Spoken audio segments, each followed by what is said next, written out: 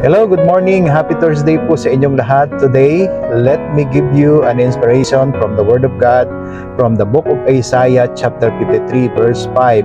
In the last part, it says, "By His stripe, we are healed." Purihin ang dakilang pangalan ng Panginoon.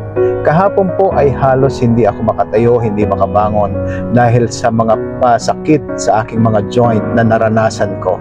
I asked God in prayer na bigyan niya ako ng kagalingan at himala po ng Diyos na kaninang umaga paggising ko, lahat po ng aking nararamdaman sa aking mga joint ay nawala.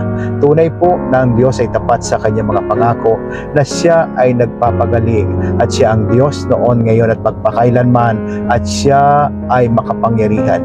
Kaya sa bawat isa po na dumaraan sa anumang uri ng sakit karamdaman, magtiwala po tayo sa Panginoon sapagkat ito ay nakasaad sa kanyang mga salita, nakasama sa kanyang gawaing tinapos doon sa krus ng Kalbaryo, na sa pamamagitan ng mga latay na tinamo niya sa kanyang katawan, tayong lahat ay nagsigaling sa ating mga karamdaman. God bless po, pagpalain tayo ng Panginoon.